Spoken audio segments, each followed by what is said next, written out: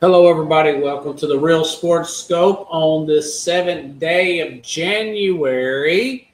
Got a great show with you for tonight. Definitely going to talk about John Harbaugh getting fired or parting ways, whatever you want to call it, for the Baltimore Ravens. I thought it was a good thing, huge blessing in disguise, if you ask me. Got two great returning guests coming back to the program.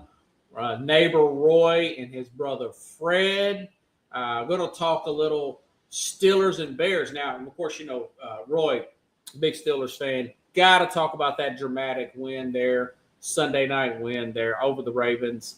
And of course, Fred is a big Bears fan. Going to talk about their playoff game coming up this weekend, Saturday night.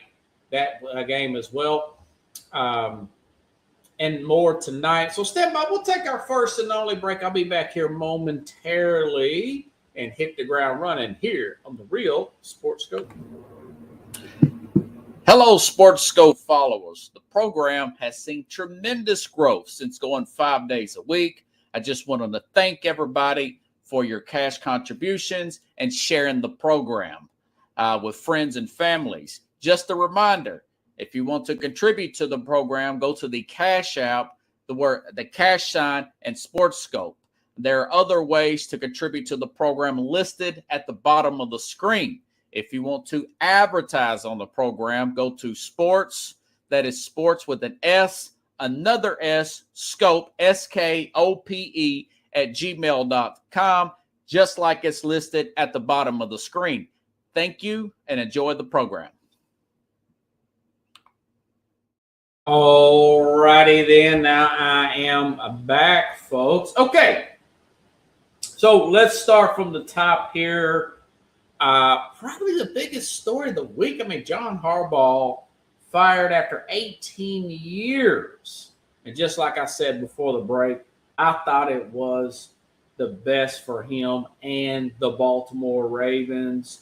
Bill Walsh, folks. Bill Walsh. I know I've mentioned this before, but I'll mention it again. I'm constantly getting new viewers to the program. Former 49ers coach, three-time Super Bowl champion with the Joe Montana, Jerry Rice teams. Also founder of the West Coast offense, said that teams or players, even the organization, people within the organization, but particularly players seem to tune a coach out after about 10 years. The message gets stale. Players get tired of hearing the same speeches and whatnot. You can kind of see that now. Listen, you can see it with Mike Tomlin as well with the Pittsburgh Steelers. But, like I said here, John Harbaugh, 18 years with this Baltimore Ravens team here.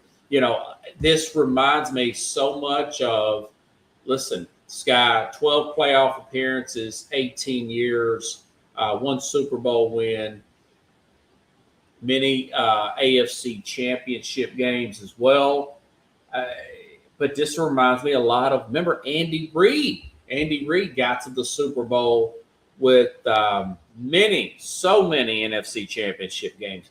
Did lose that Super Bowl with Donovan McNabb. Things seemed to have gotten a little stale there when McNabb got older with that Eagle team, and they moved off him. He goes to the Chiefs here, and it just seemed like a spark. I mean, not just Patrick Mahomes. Remember, he got to the playoffs there with Alex Smith, and then he found his quarterback there. Pat Mahomes, and the rest is history. Energized way up into his 60s now at this point. So, Bill Walsh says 10 years. That's just a round number. I know that guys like John Harbaugh, 18 years, and pretty much the same there with Mike Tomlin there as well. But it's a round number. But after that 10 years, things seem to kind of get a little stale there. You're going through a lot of the same players. You're hopefully on the same quarterback there. It's very intense. Myself, listen, you see any? I mean, there's some gray in there, but you see not a lot. But myself and, for example, Kevin Stefanski of the Cleveland Browns. That guy's got a lot of gray hair. He's a year younger than me, and that guy looks about 10 years older than me. In other words, this is a stressful sport. I thought it was good that Bill Belichick left New England. I think him and Kraft got tired of dealing with each other. It's 20 years. More power to you. But I just think that it really is. It really is a good move. Now, there were also reports that it really wasn't a direct firing from ownership there. And this was owner, and this owner guy, he's very low key. He's a good owner, probably one of the best in the entire NFL. But there were some reports there indicating that Todd Monken, the offensive coordinator, that there was requests that for John Harbaugh to want to move on from the offensive coordinator. Listen, he'd been there 3 years. They got to the AFC Championship game with him a few years ago. Do you want to make the argument? Well, it was kind of a lame game plan against the Chiefs. I think the Chiefs has had a great defense, and Lamar just couldn't make the throws. I mean, that particular game, he could not make the throws. Hey, he didn't make the next step. He won a playoff game. He got to they got the 1 seed. They got to the championship game, but he didn't do it, But listen, he got his second MVP there under Todd Monken. He also got an MVP. Like I said, there's 3 years removed from the other offensive coordinator. Now I'm trying to go over here. I got to go back to the next step on my notes here. On the other offensive coordinator, who's doing quite fine with, who's doing quite well with the with the LA Chargers right now. So I don't know if it was directly Lamar Jackson or indirectly just didn't want to work with Todd Monken. Maybe it's Lamar Jackson. Maybe he simply has to work. And he's gotten better. He made some big throws on Sunday night, particularly to Zay Flowers there and on busted coverage there. But I do think that he's still got to work on it. Even at 29 years old, you can always get better. You always want to be a student of the game and later up in your career. But I noticed Brady got better as he got older, like fine wine. But he needs to be more of a set passer, short passer, a quick out guy. Timing routes, stuff like that, more complex throws. He's gotten better, but he's got to make that next step here, throwing people open and whatnot, and just having a quicker release. That's on him. And we know that Lamar's got a $70 million cap hit next year. He's going to have to either re-sign or they're going to have to adjust some stuff or possibly trade the guy. So there's some big decisions they got to make. If they want to keep him, they want to make him happy and possibly adjust the team around him. That being said, Lamar's a double-edged sword for John Harbaugh. There was a lot of indication. I want to say John Harbaugh admitted this a while back, right around that 10-year, because Lamar's been there since, 2018. But right around that 10-year mark, things got stale with him again with Joe Flacco.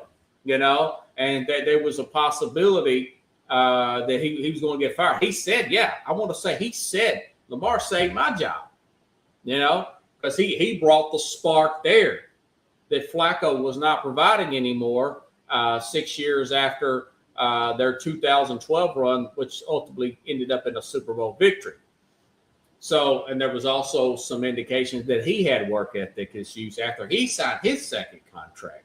We talked about the Baltimore Sun report that Lamar Jackson was falling asleep in meetings and everything, and he denies it. And of course, John Harbaugh denies it. There's something there.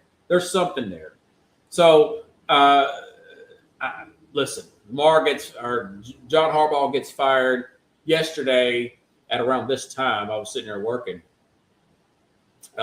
Doing some Uber rides, and I read this between rides, and then like a second later I'm reading like multiple teams, even teams that have coaches are reaching out. There was what, six opens or whatever. And there's other teams with coaches. And I'm thinking, yeah, probably what, the Jets or the Dolphins, somebody like that, are reaching out to John Harbaugh's agent. I know right now that the Giants are really high on this guy right now.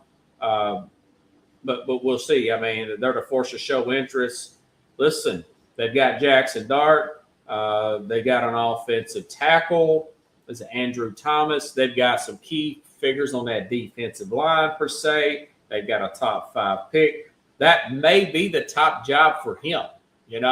Bring a John Harbaugh in there to settle that team down. But nothing has been put in stone. I'm just saying that may very well be the top job, along with maybe a Tennessee Titans with Cam Ward here as the franchise guy. Now I know he's going to possibly have to get surgery to put him back up to 6 months, but that would put him back, right around training camp, which would be fine. He won't be missing any games per se. But Tennessee, most salary cap in the league, I'm going to say $115 million. Roy, you calling me, brother, and I'm on the air. But anyways, got $115 million in cap room, and he's the number 5 pick overall. You got that. Plus, I think they got a decent offensive line there up in Tennessee. So, here in Tennessee, excuse me. Let me see what my man here is wanting to say. Let's see.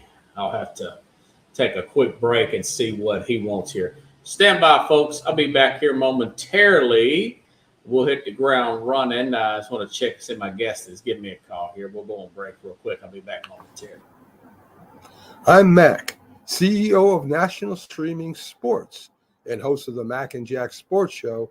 You're watching the Sharp Dressed Man and the Big Story Breaker, Robert Butler, on SportsScope, Monday through Friday at 8 p.m. Eastern on National Streaming Sports. Thanks. I'm Mac, CEO of National Streaming Sports and host of the Mac and Jack Sports Show. You're watching the Sharp Dressed Man and the Big Story Breaker, Robert Butler. Hello, SportsScope followers. The program has seen tremendous growth since going 5 days a week. I just wanted to thank everybody for your cash contributions and sharing the program with friends and families. Just a reminder, if you want to contribute to the program, go to the Cash App, the cash sign, and SportsScope. There are other ways to contribute to the program listed at the bottom of the screen. If you want to advertise on the program, go to sports, that is sports with an S, another S, scope, SKOPE, at gmail.com, just like it's. Back on here. All right, sorry about that, Roy. I'm on the air. But anyways, so as far as that, Tennessee,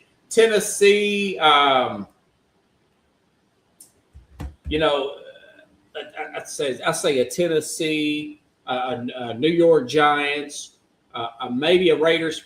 Listen, Raiders, kind of erratic owner there, kind of a shady defense there. I don't know if they keep Max Crosby. Maybe they trade him. They got a lot of money too, like over $100 million as well. They do have Brock Bowers there.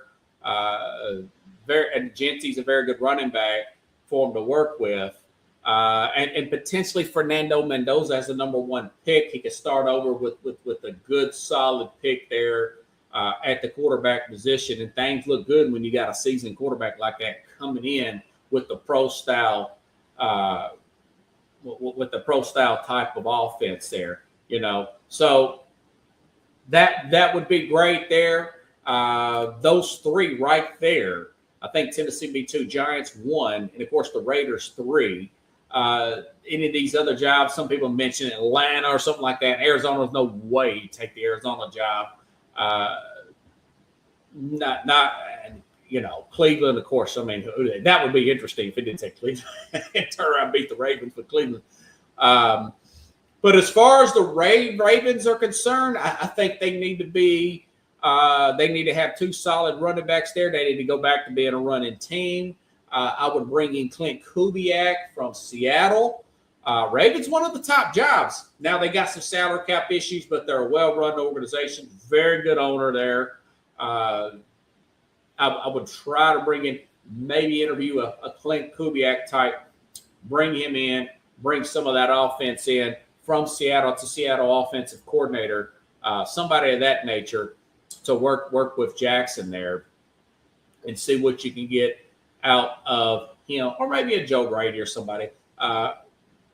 We'll see. We'll see. A lot of that's still up in the air, per se.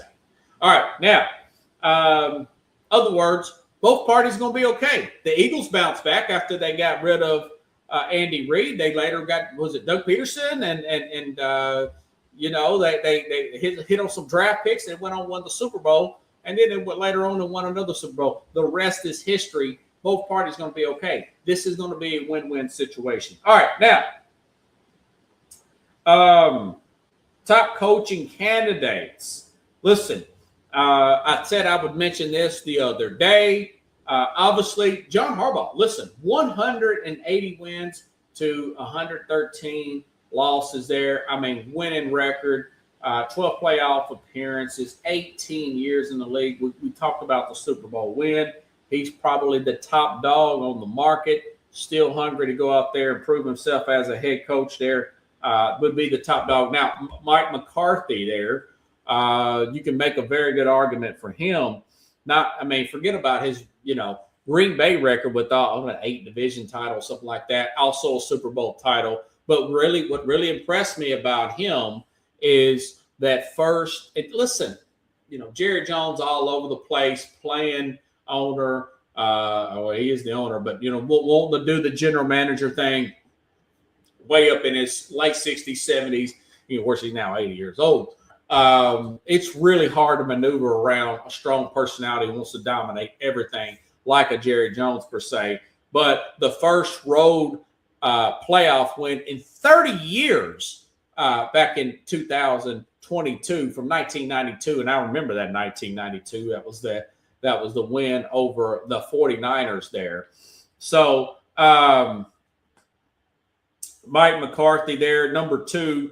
Like I said, folks, these are the top that has been talked about. According to reporter, guys like Ian Rappaport with NFL Network, Adam Schefter, ESPN, the top reporters are saying these guys are having interest from organizations to get the interviews and whatnot. Okay, but these are the ones that I would rank that actually being mentioned, not the ones that, and I'll tell you the ones that I want to be the top, but these are the ones that are actually being mentioned, in my opinion. Harbaugh 1, McCarthy 2, both of them Super Bowl winners. Matt Nagy would be 3 of the Titans are supposed to interview him tomorrow. That's the offensive coordinator from Kansas City. And like I said, I wasn't in love when they said that this guy would be a candidate, him and Lou Morano. But if you go offense or defense, go offense. He did get to the playoffs a few times with Mitch Trubisky with the Bears. And listen, Trubisky's looked at it. He played pretty good the other day when he was a fill-in with the Buffalo Bills. But, he's considered to be a backup quarterback. He's not even considered to be a franchise quarterback, and he's okay with that. I think he sees himself as so the fact that he did that, yeah, I'd probably put Matt Nagy. This is not a super talented slate of candidates available, but of the ones that's being talked about and being listed as potential interviews, Nagy would be number 3. Now, number 4, got a lot of buzz going on about this guy. Jesse Minter, the defensive coordinator for the LA Chargers under his brother, Jim Harbaugh, John's brother, won a national championship as a coordinator there with Michigan, but also this Charger team, one of the better defenses in the league, 5th in total defense, 9th in points allowed, with older players and cap issues, guys like Joey Bosa and Khalil Mack. I know Bosa's out off the team now, but last year they had to deal with that. These over the past 2 years since he's been there, they've been pretty solid defensively. And Mack is like mid-30s or something. Both of them at the back end of their career, but they've had cap issues. Not a lot of big star power players that they can put on their team, and they still have top 5 total defense, 9th in points allowed. Mentor looks pretty sharp. Kind of reminds me of Mike McDonald, who's doing pretty well up in Seattle. So, again, these are of the people mentioned. Guys that are not mentioned, okay? Brian Flores has not been mentioned. But Brian Flores, I'm even more impressed with what Brian Flores has been able to do with Minnesota, one of the worst defenses in the NFL, and no star power. Like I said, now we're getting to the candidates who I think who have not been mentioned should be in the top list of coaches to get a shot. Brian Flores, third overall with the Minnesota talent there, with players like, listen, I like Harrison Smith, but he is towards the end of his career. I know they had a draft pick that's playing pretty well, but other than that, they're pretty stripped down from the defensive standpoint, and they're playing really well. Now, I also mentioned John. I do think John Gruden is fiery right now. He's like a young 62, 63 years old. I think he can coach a 5-10 years. Listen, I'm right there with Bill Walsh. I think 10 years is fine. I do think that it's okay to move on after 10 years, or ask the coach, or does he want to move on after 10 years, no matter how well you're doing. I think you should really put that into some thought there. So with other words, when you hire a guy in his 60s and you think, well, we can't get this guy 25 years, maybe you shouldn't have any coach for 25 years. Like I said before, I think it's gotten way stale with Mike Tomlin. You could really start to see deteriorate going back to the Ben Roethlisberger days. You could see, and I did make some notes here, there were just a few games with John Harbaugh. And much as I like Harbaugh, they've blown leads in the last 2 years, big leads. They've gotten beat by teams like with backup quarterbacks like the Colts and the Raiders. And they've had some moments there where it looks like the team is simply tuning out Coach Harbaugh. Now, there was one report that's saying that he had lost the team. I don't think so. They played well. They should have won Sunday. I mean, what's like a 40-yard field goal? They should have won that game Sunday, per se. And but hey, listen. It just goes to show when you've just been there that long, things can really happen. So, like I said, guys like John Gruden should, and of course, listen, possibly, even, he probably won't do it. But I would probably talk to or at least call the agent for Indiana's Curt Cignetti. I know it would be a big buyout. He just signed an extension with Indiana.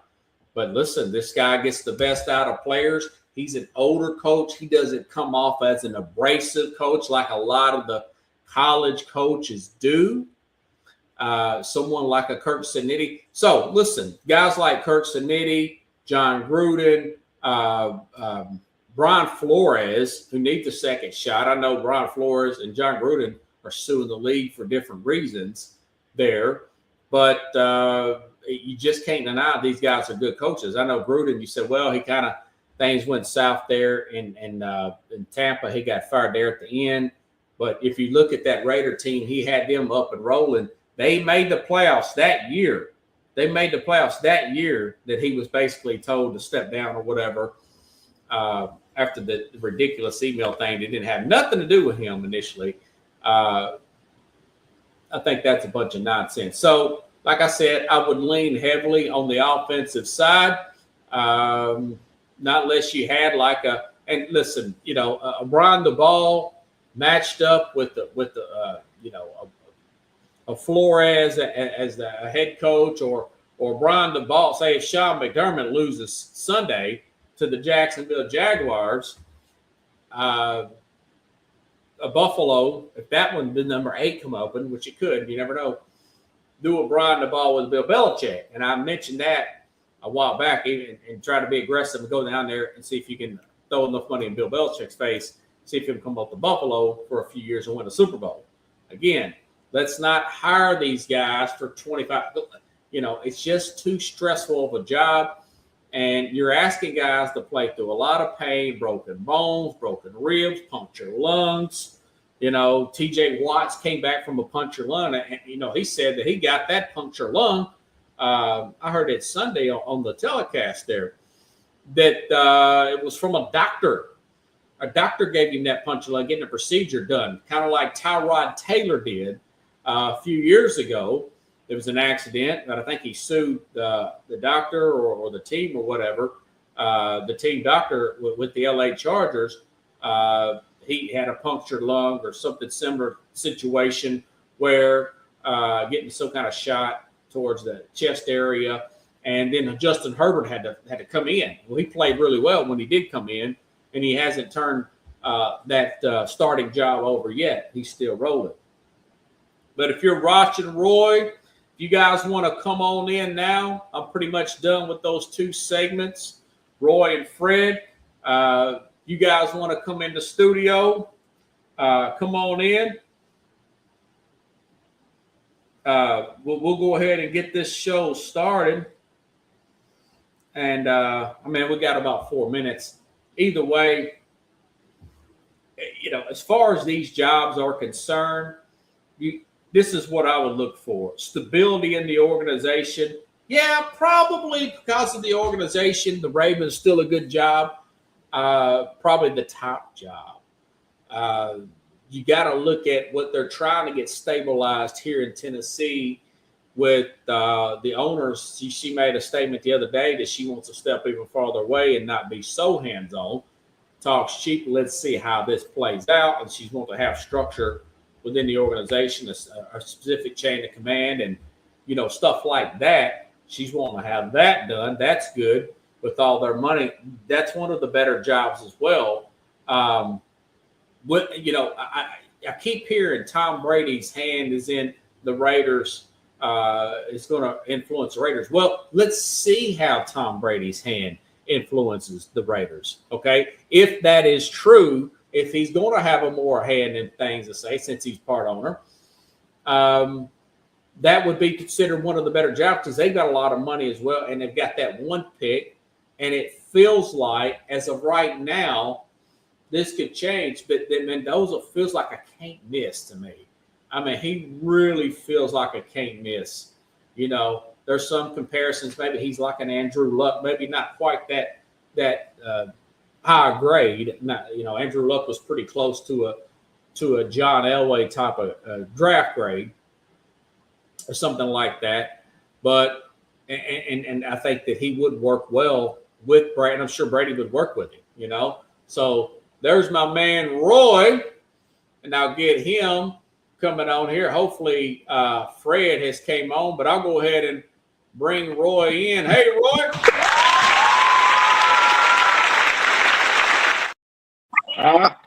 I can hear you, brother. I can hear you. Yes, sir. Yes, sir. How you been? I'm good, man. I'm good to go here. I wanted you to tell the audience, man, about your experience with this game Sunday night. I told the audience earlier this week when I did I recorded a show on Monday, that that's the first Sunday night game all year that I watched the whole thing because it was so dramatic, so up, so down that I knew I was going to be tired because it's hard to come down off that adrenaline and watching those kinds of intense games. It was up to like 4:30. But I thought it was the best game, probably one of the best games of the entire season with so much on the line there. But tell me the story you told me. Tell the audience the story you told me about how you approached Steelers-Ravens for the division. It's funny because a lot of us do that. Yeah. Oh man. So it was coming up where I found out they was playing the Ravens again. I was like, oh, but I know they both hungry for each other for a win. And it was so tense for me to win, for them to win this game. I was so twisted and nervous on the inside. I didn't want to watch the game. So I told myself I can't go to bed disappointed and I can go to bed happy, but I didn't want to take the chance. So I had to sleep it off. And I woke up and checked the phone, and the victory is how I slept on it to like, please give me a win. And they pulled it off, and I'm proud of the team. Did you go back and watch highlights of it? Early in the morning, and I saw that they won, and I was still biting fingernails off. Yeah. Because watching the game, it was so intense. They was going back and forth, left and right and left, uppercuts, overhands. They was running the ball. Everybody was getting down, man. They was hungry. Yeah. They were a pretty hungry team there. It was really dramatic, man. I mean, Mike Tirico from NBC that called the game, he said this at the end of the game, since they did miss that. Hold on, folks. We got Fred in the house. Fred, I was just telling Roy that Mike Tirico, and they replayed this later, that he said that some father or whatever, Catholic father, he was sprinkling some kind of holy water around the goalpost there that helped the Steelers there win the game there at the end. Kind of made a joke about that. And I said, well, wait a minute, because the holy water before that helped the Baltimore Ravens. Yeah. The edge because the Steelers missed the extra point. Yeah. Yeah. You know what I heard today in Chicago? Go ahead, is on both goalposts, it was the Steelers and the Ravens. So whoever was going, that's who coach was going to get fired. That's who coach is going to get fired. So Steelers, y'all might not know. Tomlin might just save himself just another week. I don't know. That is true. That is true. And that was, that's my next question. Fred, you could take this. Was it justified for John Harbaugh to get fired? What's your thought on that? And then I'll tell you my quick thoughts because I know you guys wasn't on the air yet, but go ahead. Yeah, I don't know. I mean, 18 years, I understand being somewhere for a while. You think about Greg Popovich, the folks who've been around in systems for such a long time. Greg Popovich, folks like, Tomlin, just like, John, people in the city, because they always get it mixed up with Jim Harbaugh. So, he's a former Bear. So, I think they moved on them quick, which means that they probably already had this in place mid-season. I think they moved on way too quick. They could have waited to the end of the playoffs and Super Bowl out of respect for him and what he's done for that franchise. So that tells me that something – they knew that this was going to be the last hurrah, like the last dance with the Bulls. Like internally, that tells me that. Now, externally, we may not know. We're saying, they did it wrong. But this was probably the writing was on the wall probably for a little while. Roy, was that justified, Roy, firing John Harbaugh after this, and not just this loss or maybe the season or last few seasons? Well, for the team being so competitive like that, he still kept spunking them. Things happen. It was probably a bad decision I don't know if that was the only kicker, but a rookie kicker at a time like this, we'll pat him on the back on the side, but not after the mistake, So put the rookie kicker in, let that happen, and let him know these pressures are something you can look forward to in the near future. But we need to go to the playoffs. They should have put a veteran kicker in. That was, I don't know whose decision, but it kind of, I don't like Fred. I don't really know. Yeah. As a coach, if I was coaching them, I wouldn't have put the rookie kicker in under such pressure. Right. Well, Justin Tucker got into some issue and off the field, then they had to draft the kicker. But Tucker probably nails that kick. But anyways, I was telling the folks off before you guys got on the air that Bill Walsh, 49ers, former 49ers head coach, founder of the West Coast offense, 80s, 3 Super Bowls.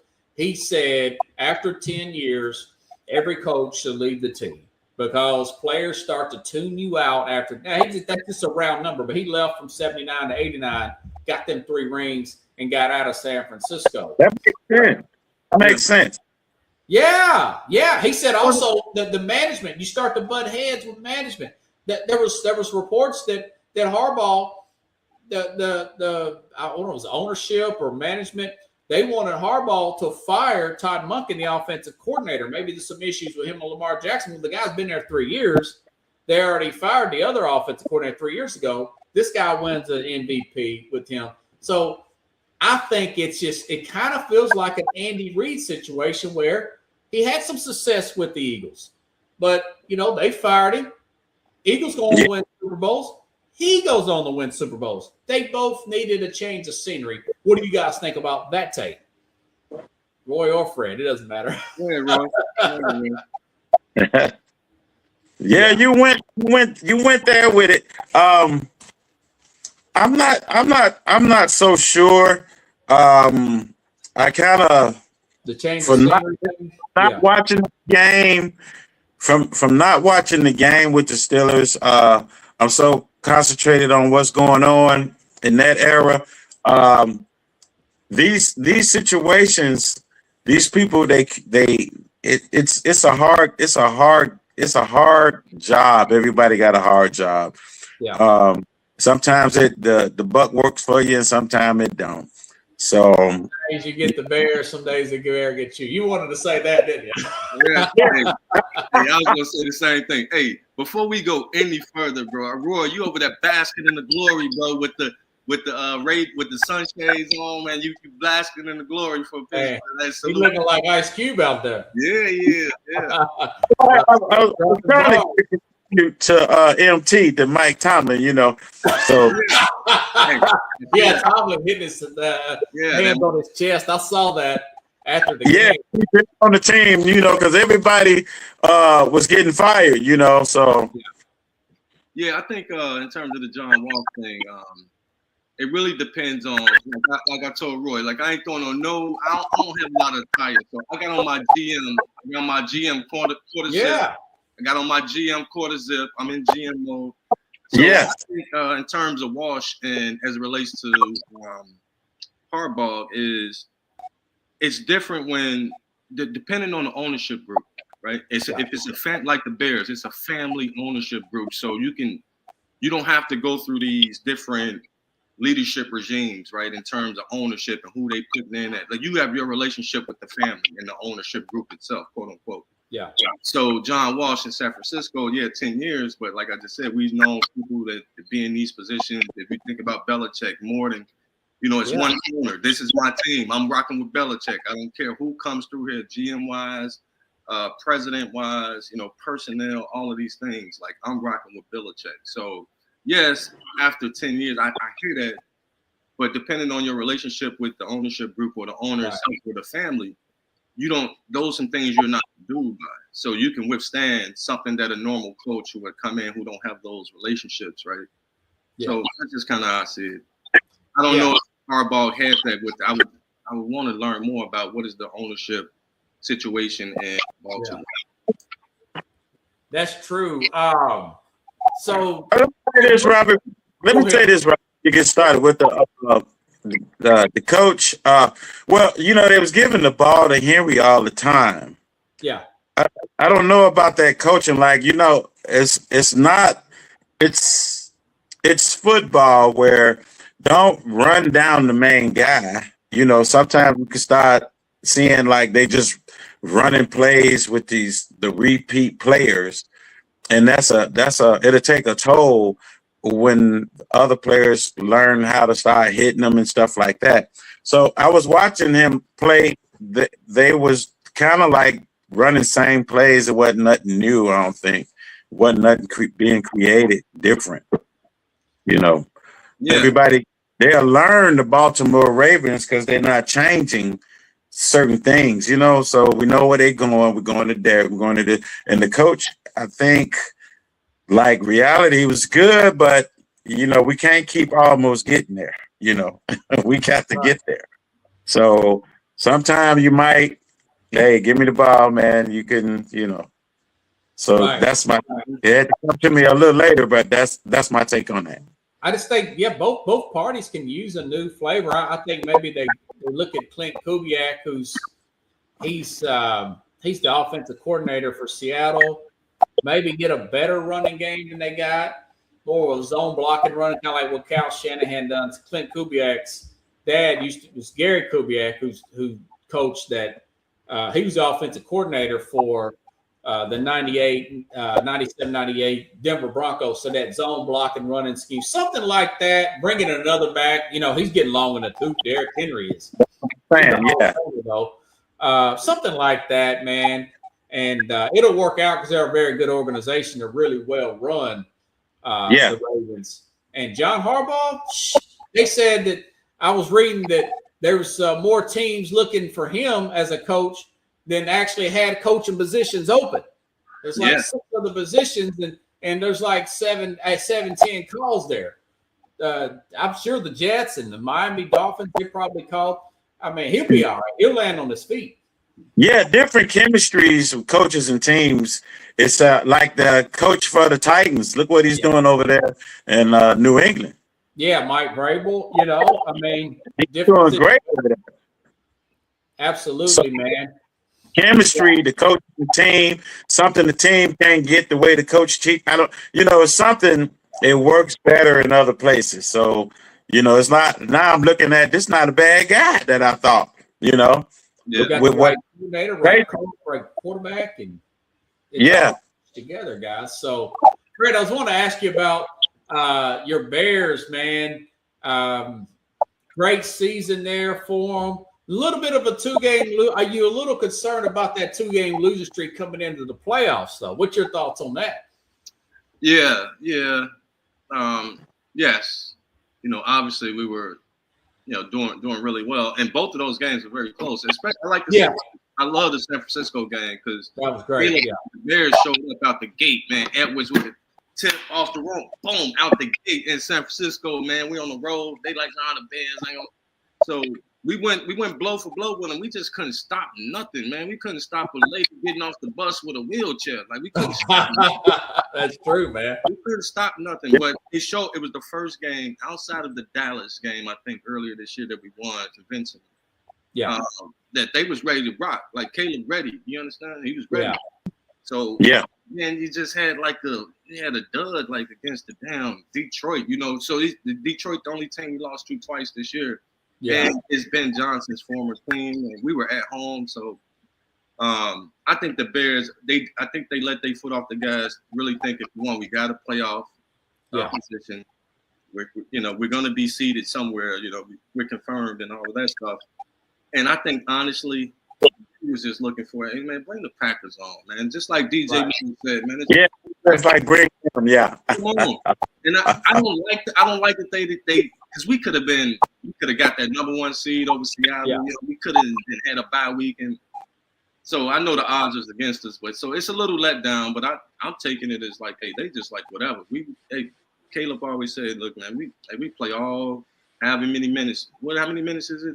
15. 15. 15. What, 60 minutes? Yeah, 70. 75 minutes if you add a full overtime quarter. They're gonna play. They're gonna play the 57 and turn up in the last 3 minutes. You understand? So what is your thoughts about that other Green Bay game going back a few weeks? December 21st, that Saturday. Huge game there. Come back and win it. What's going through your mind as you're watching this game unfold there? Bears down most of that game. Malik Willis filled in quite well. Yeah, he did. How did that game play out for you, man? What was your emotions? I'm gonna walk you through it. I'll try to do this very briefly. That's what I wanted to hear. I'm gonna walk you through it. Look, I was in the garage. My man cave is in the garage. It's cold outside. I'm always Yeah. I got a little space heater back there, so I'm in the garage watching the game. I got my wife. She is in tune. The Bears. What's the score and all this? She ain't know football. She's a Bears fan because we love the Bears. My son watching in his room, so we all have 3 rooms, and I'm just like, man, these damn Bears, man. Right. But when they did that drive to go down and score right before they did the onside kick, I said we on to something. So Yeah. I seen the onside kick. I run out the garage. I'm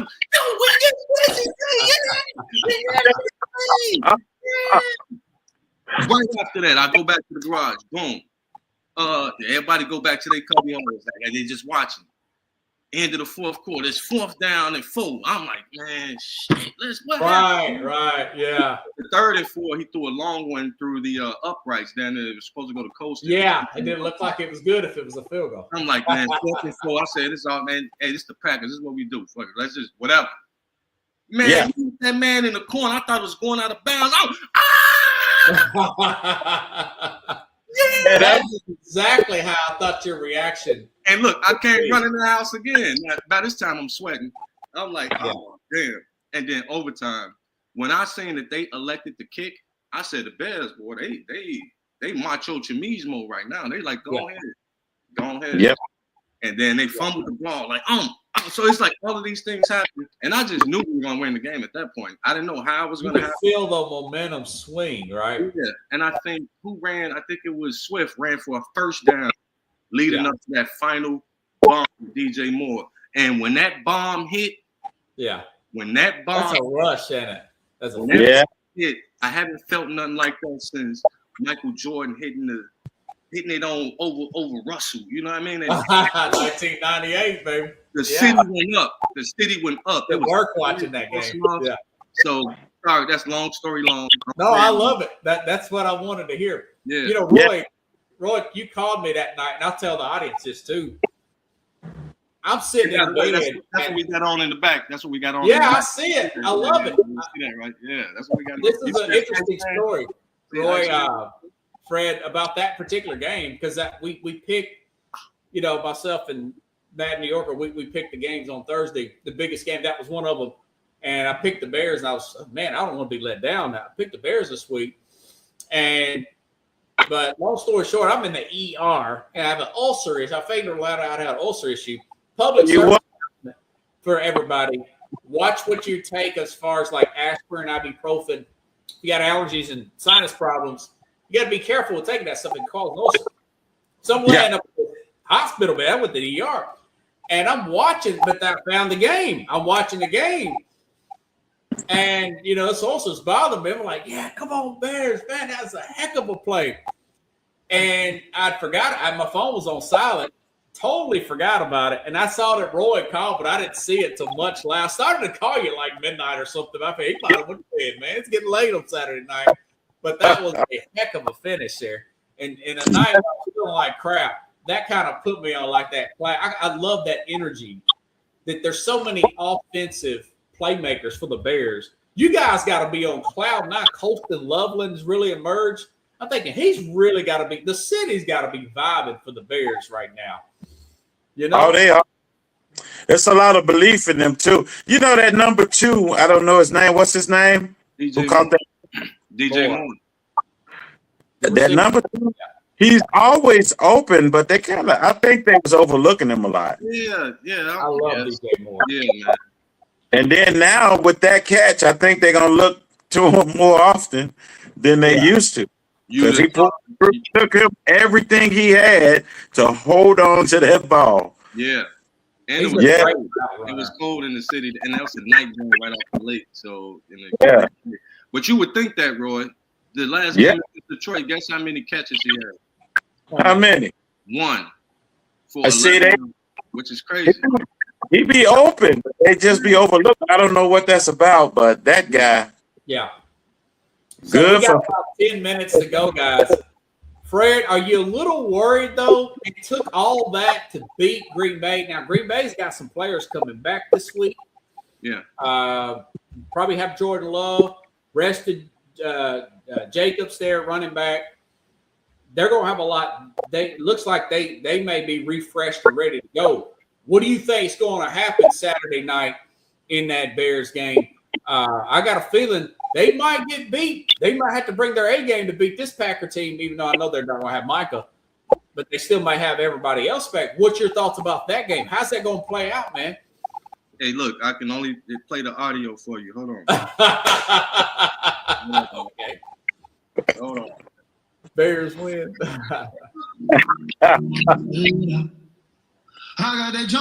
that bear down music right here. Oh, okay.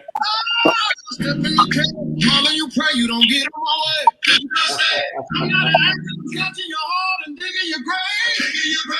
Checking up. All right. Okay. That just tell you how we feeling. We're gonna bear down. That's one. Two, Yeah. The Bears we're gonna probably get Roma Doomsday back, right? Our number one receiver. Nice, because you had that foot problem for a minute. They got some injuries. We got some injuries. We got the home field advantage, which I think is going to help and work for us. Okay. It's a night game. It's on a Saturday, so it's a little unregimented for what they're accustomed to, both teams. But I think the advantage goes to Ben Johnson in this game. And I told Roy this earlier in the week. I got the Bears.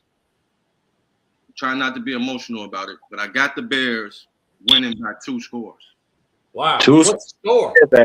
Yeah, so my official 24-14, something like that. You said. Yeah, I got it. Now I did a little bit more. I say 23-10. I mean 23 to 10. And I was looking at Fred. If that's 23-13. 23-13. That's your final score? 23-13. That's your final? Like who wants to be a millionaire? Is that your final answer, Fred? Yeah, that is 23-13. That's what I got. Okay, Roy, we got a huge game with Houston and Pittsburgh coming up on Monday night. You know, Colin Cowherd, I got to give him credit. He did say, listen, Tomlin gets these guys up for these Monday night games. And the fact that you've got that good defensive line there. Oh, yeah. What? You know, there may be some momentum, and you're going to have DK Metcalf back with 2 games off. You know, right now I'm thinking Houston all the way. Houston number 1 defense in the league, number 1 points allowed. But he made a good point about this. His game will be played in Pittsburgh, and you got that holy water going up there.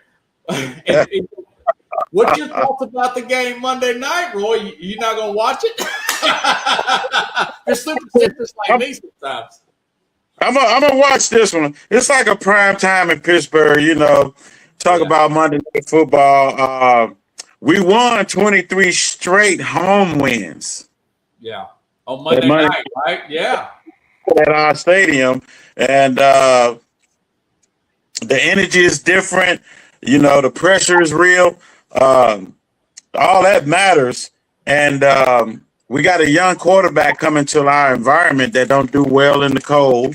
Okay. And then we got Hayward, we got Highsmith, we got Keanu Benton. Well, they've been eating and getting at the quarterback, you know, at the quarterback and stuff. So it's gonna be kind of cold there. What's this guy's name? Their quarterback for Houston. Stroud. Yeah, Stroud. He don't have major big throws, but he can make some passes, but they don't be like, you know, a bomb UF, you know, first goal. But they can chop up some yards on you. You got to watch them. Their running game ain't too good. We got that on lock, and we got people out in the deep field. That's kind of pretty cool. We got to play clean and not so many penalties, and I think we got them. What's the score going to be, Roy? I'm going to have to go with, I'm thinking 28. To what? 17. 28. Man, that's a big win. That's turnover action there. Yeah. I think that's what that secondary, man. They gave up 2 bombs to Zafa. Nico, you gotta keep your eye on him. He's going to be there for Houston. He's a player, man. You know? So they the whole situation with that, they slipped up a few times. Somebody missed some assignments. I'm quite sure they worked on that. Like, y'all can't miss those assignments. We barely made it. You know what I'm saying? We got Metcalf back. Hayward is keeping it. All our linemen is doing their part. You know, DJ Watt back. You know, he first guy got an interception. I think we'll be all over them. I think it's gonna be pretty good. But if we pressure Strauss, he's gonna get kind of panicky, throw some interceptions, and some mistakes and stuff will be made. Well, I'll tell you what, they got a shot, man. They got more of a shot than I thought. When you read that Monday Night Football stat up in Pittsburgh, and quite frankly, just between us three, they get away with some Bush League stuff up there too, man. I mobbed the quarterback from Cleveland on Monday night one time. Man, Deshaun Watson, they mobbed him a few years and didn't get called. But hey, man, that's the way it is. You've earned it. You know, whether you want to call it luck or not. different. Our roster is still differently. You know, give it credit for what it is. You know, it's not the perfect team, but it's a Steelers team. So, you know, roster got grit and depth to it. You know, passing game when it mattered. You know, a lot of people stepping up. The run game stepped up. People making passes. There's a lot of energy going on in this game. You know, so. Well, they held Lamar Jackson from running. They're good. They had some speed inside. I got to give them credit there. I thought Lamar with 2 weeks off that he would probably run more, but they had him in check, man. They kept him in a bubble there. So, well, guys, I appreciate you coming on. I'm excited for you. I hope it works out. I'll give my prediction tomorrow. I like to see that. I was about to ask you, brother Butler, Howard, Cosell. I was about to ask you for your Fred, you have to watch tomorrow, brother.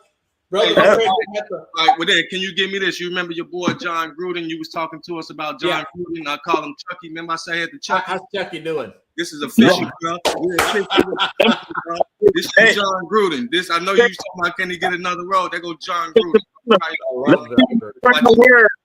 Let me give you my final word. This game isn't about style and points. It's about toughness, preparation, and execution, brother. Yeah. If the Steelers play Steelers football, this game gonna be a win. Talk to you next time. I'll tell you what. I'm leaning totally opposite of where you guys are going, but I studied the injury report. You know, but the Bears got a good shot. If Loma Dute's back, that's huge for the Bears, Fred. Yeah. That is huge. Yes, another side. You know, the Packers signed Trayvon Diggs. That's how short they are at corner, the former Dallas Cowboy who got cut. So and Jacobs banged up too. Yeah. Jacobs banged up too. Yeah, Jacobs banged up, but he's got them rested legs, and that's good for a running back. And if Love is 100%, I mean, Love was. I could see him coming in there fresh, playing well. Yeah. Bears, like you said, they really got to kind of play Simon football defensively too, and not give up them big plays. Yeah. You know, it's gonna be good. So, it's gonna be interesting. Oh, I can't wait. Yeah, my dad's all ticked off. It's gonna be on Prime. I may have to get him to come over and watch it with me. These streaming services, man. We got to go and do your homework on these streaming services with professional sports, bro. They've been on this path for quite some time. I don't think it's turning back anytime. It's not, yeah. So I hope you got Amazon Prime, Roy. I believe I do. Yes. And the Bears, they cut down on the celebrations. Stay real focused. I think they can get past this. Just stay without, just limit the celebrations and stay focused. It's going to be a great game. Both of these games will be really good, really tight. I love playoff football, guys. Let me give a round of applause for Fred and Roy. Thanks again, guys. And I'm going to send you guys a copy of this when I get a chance, and we'll just our interviews. And hey, listen, I'm going to listen to this, and if your scores are right, we'll clip it and I'll replay it as well. So thanks again, guys. Appreciate you. Appreciate you. All right, folks, I'll be back here tomorrow with the Mad New Yorker. And like I said, I'll be giving my prediction. I'll be giving my prediction on this as well here on the Real Sports Scope. If you like the show, share the show. Thank you, everybody. Looks like we got a good audience. I'll see you tomorrow. Same time, same place here on the Real.